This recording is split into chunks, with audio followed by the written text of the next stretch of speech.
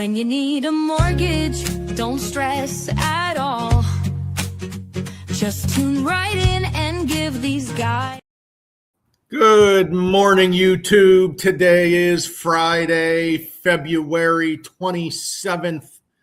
Boys, you believe we're already in the March practically for 2026? What is going on here? Crazy, man. It's crazy.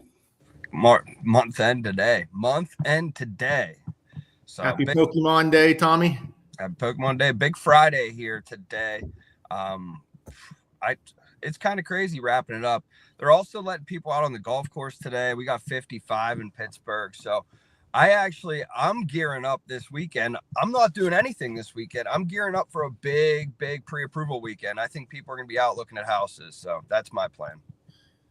And if you know about the Pokemon Day, you know. If you don't, you don't, and you're too late. I'll say that. But, yep. Yeah. Too late.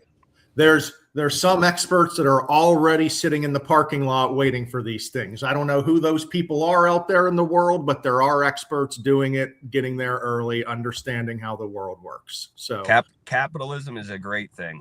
Yes, it is. But fellas, today we are going to start a little series about mortgage costs and financing costs and costs to buy a home, because one of the main items a buyer's looking for when they get that pre-approval or they start buying a home is that cost sheet or that loan estimate. But I'm going to be honest, fellas, a lot of the burden gets put on us with the costs.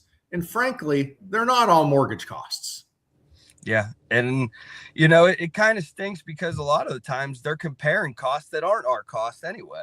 It could be the title costs. It could be the real estate agent's costs, taxes, really stuff that doesn't even affect us on the mortgage side, but we get blamed for having the high cost. So yeah, I think this is a great mini series that we're starting here today. And I'm excited to kind of show the people what really happens. And Anth, we have a lot of realtors that watch Chatter. We've been doing this for 318 episodes now. So if you want to be the real pro, and part of being the real pro on the real estate side is understanding what you're looking at those costs so you can save your buyers from a disastrous situation. And that's what we're going to help today. We want to help everyone be the real pro. Yeah, I think part of the problem is a lot of clients don't get estimates from a majority of lenders. And I don't know how that happens, because how can you say you're going to buy a house when you don't even know what you're paying? There are multiple costs involved that aren't pertaining to actual financing, but they are required because you are getting financing. But, we're going to dive into it today and give you a little insight on what to look for. But Anth, what I'm even concerned about more is when the buyers do get an estimate and the buyer and the realtor together can't decipher what they're looking at. And then the realtor leads them down the wrong path because frankly, they're getting tricked by some of these financing numbers on the estimate. That's why we want you guys to become the real pro. So you can say, oh, Mr. or Mrs. Buyer, actually, let's ask about this fee, because I understand that this fee could be quoted one way now, but it could be completely different at closing.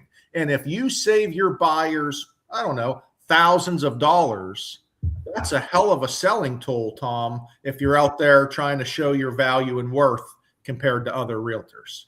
Yeah, I would say 90% of the people care about the actual money and how much money they are saving. So, being able to benefit them and tell them, like, here's how you save money. You use this lender. We're looking at these things to save money.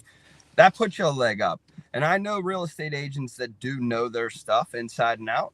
And they're the ones killing it right now. They're doing deals left and right. They're not slow. They have buyers and sellers both, because they're fully explaining to these people what's actually going on. And all the public wants to know is what is going on. Give me a full explanation. And frankly, on our end, 2008 happened. The government came in. The government overregulated the mortgage industry and caused some mortgage documents to have to be given to buyers. Unfortunately, they convoluted the rules. They convoluted the name of the documents, and the average home buyer does not know the rules about when they have to receive a loan estimate. What's the difference from a loan estimate to a cost sheet? All of those items that we're going to talk about today to make sure you guys as realtors are the pros, do know what you're talking about. And if you see something or you hear a red flag, you're then able to help your clients, because really it all starts with the confusion of what a loan estimate is compared to a cost sheet. Yeah, 100%. Because some people do give out loan estimates, some people give out cost sheets, and frankly, you have to understand how to look at both. You know, we could go over them till we're blue in the face, but we're not held to, you know, certain standards on one end, but the other we are. So we have to teach you how to understand both, would be my opinion. So Anthony, let's pull up some information for the people here. What do you say? Ready to go. And let's talk, we're going to talk specifically about the loan estimate, because the loan estimate is the government form, is the form that's part of TRID that actually has rules associated with it, where a loan officer has to give, and we're starting on the right-hand side over here, they have to issue a loan estimate when they have these 6 pieces of information. And this right here, this starts all the confusion, because the average person does not know that they have to get a loan estimate specifically when the loan officer has this info. Yeah, and there it is laid out. This is something that we need to, you know, hammer into your guys' ears, because people are hiding fees all the time, and the loan estimate is really the only one that can hold them to certain costs that they will put on those estimates. And Anthony, correct me if I'm wrong, but if you're doing a pre-approval, now number 4 is the one variable we'll get to, but if you're doing a pre-approval, you're going to get this information. Yeah. I mean, you have the address, but is it is it based on a transaction basis, or is it based on just any property out there? Right. I think that's where confusion is. But getting the loan estimate, it's easy enough to ask for the loan estimate. You know, most people aren't even getting a cost sheet, you know, but getting a loan estimate is going to hone in those costs. And that's what you need. You need to have an understanding of what those costs are, so you can relay that once you make formal application. And if you're an agent out there and you see something on that estimate, don't just turn a blind eye because you like that person, you know, as far as the lender, you know, or you have a specific relationship. If they're saying they're waiving fees when they make formal application, they should be waiving those fees. It's misrepresentation, and we see it all the time when we do second looks. So getting the estimate's going to help. And the only reason we specifically talk loan estimate on this show is because the loan estimate is the standard form. We have a cost sheet at West Penn. Every single bank and lender has their own cost sheet, and they all look different. Where the loan estimate, it is a standardized form.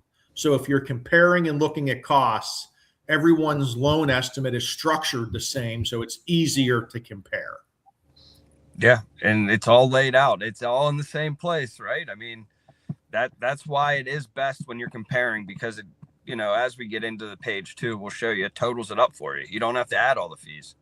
Yes. So right here, I want to show you page 1 real quick. We're only going to get into the costs today, which are page 2, which Tom said, but you can see clearly it is labeled loan estimate.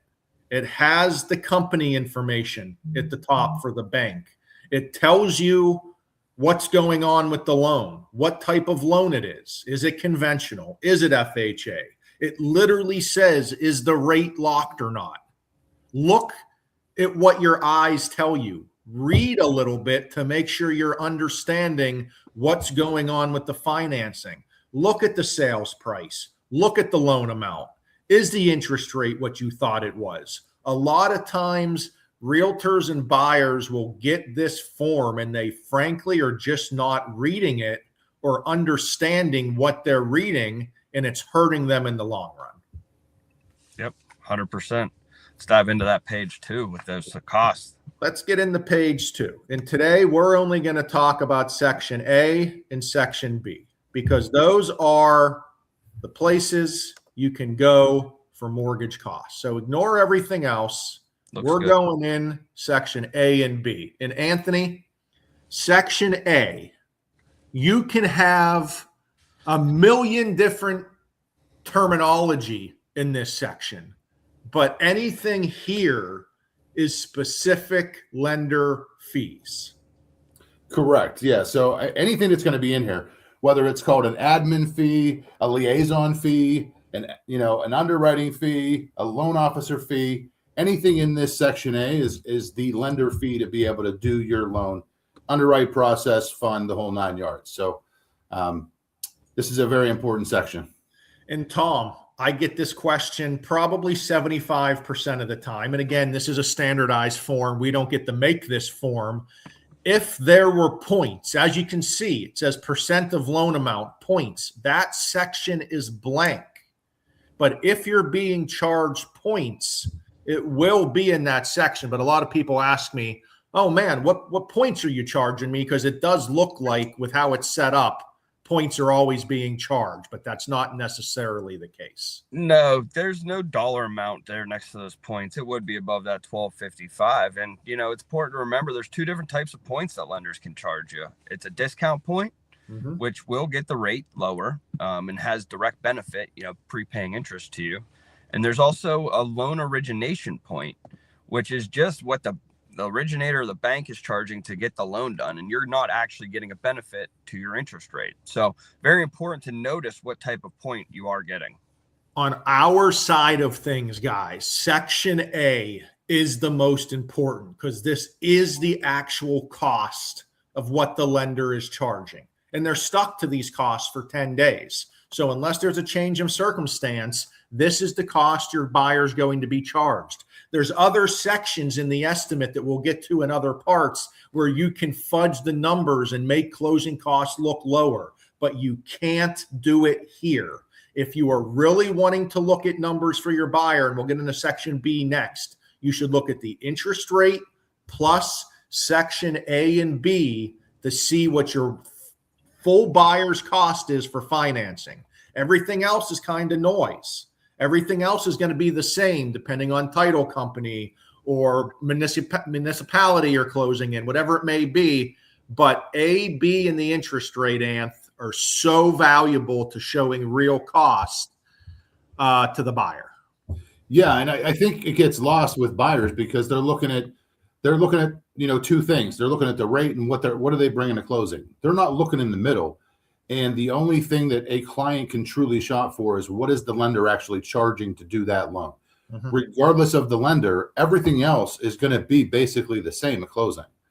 Title fees, taxes, homeowners insurance, doesn't matter what that is, but the lender section is what the buyer can truly shop for.